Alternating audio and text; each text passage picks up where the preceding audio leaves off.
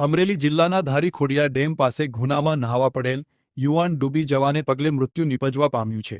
બનાવ બાદ પોલીસને જાણ કરવામાં આવી હતી।